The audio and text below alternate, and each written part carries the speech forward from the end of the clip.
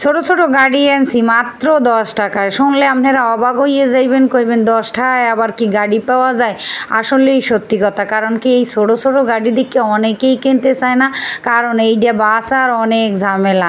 যেমন ছোট ছোট পিএস কেউ কিনতে চায় না, কারণ করতে বললে অনেক দেরি লাগে।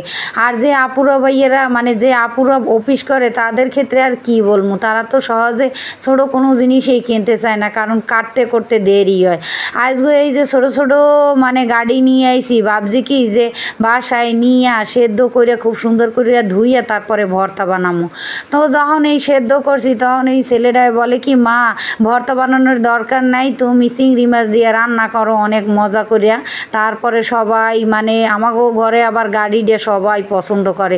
যাই হোক, এককাল ছোট ছোট হইলেও ভালো হয়েছে, একটা গাড়িও এককাল নষ্ট আসলে না, পচা আসলে না। একেবারে সেদ্ধ করার পর যখন এই সেলতে আসি আর বই বই চিন্তা করতেছি 10 টাকায় আধা কেজি গাড়ি আনছি, খালি সেলার ডরে যদি 1 কেজি আনতাম তাহলে আরও বেশি ভালো হইতে। যাই হোক, এইখানে চিংড়ি মাছ দিয়ে মশলা টশলা কষাইয়া সুন্দর মতো এককালে এখন এই গাড়িটারে রান্না করবো। মাইকে পোলায় আগে খাইতে না, এখন মোটামুটি ভালোই খায়, রানলে আর না করে না, কারণ না করবে কোথায় দিয়া, হেলে যে অন্য কিছু আজকে আর রান্ধি নেই, হেলে খাইবে কি দিয়ে এই চিন্তা করিও অনেক সময় দেখা যায় না করে না।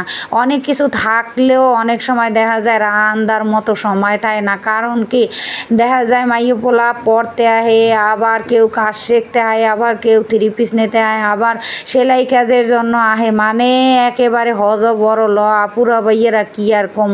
অনেক সময় এই ছোট ছোট জিনিস আনলে আমারও কাটতে করতে দেরি হয়ে যায়।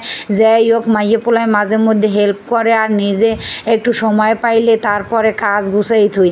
নিজের প্রতি কোনো রেস্ট তো হয়ই না, আর কোনো খেয়ালও করতেছি না, আর মনে মনে চিন্তা করতেছি একটা পর্যায়ে গেলে যখন এই কষ্টের কথা মনে পড়বে, তখন যদি মাইয়ে পোলায় কথা না শোনে দেখা যায় তখন আর কষ্টের কোনো শেষ থাকবে না। যাই হোক, এটা আল্লাহ রাতের কথা। সবাই চায় তার ছেলেমেয়েরা বড় হইয়া মানুষের মতো মানুষ হইবে, মা বাপরে টেক কেয়ার করবে, তাদের মানে যত্ন করবে, তারপর বাকিটা আল্লাহ রাব্বুল আলামিনের হাতে।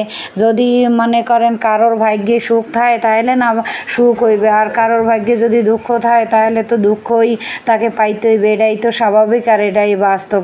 আজকে ভালো চলতেছে, কালকে যে ভালো চলবে এমন কোনো কথা নাই, আর পরিস্থিতি কার কখন কিভাবে দাঁড়া করায় একমাত্র আল্লাহ রাব্বুল আলামিনই ভালো জানে, এই সম্বন্ধে কারোর এই জ্ঞান নাই। যাই হোক, আজকে খুব সুন্দর করে এই গাড়িটা রাঁধছি, এখন কিন্তু মাইয়ে পোলা লই খাইতে বইয়ে পড়বো, কারণ অনেক খিদা লাগছে, সকাল থেকে অনেক কাজ করছি।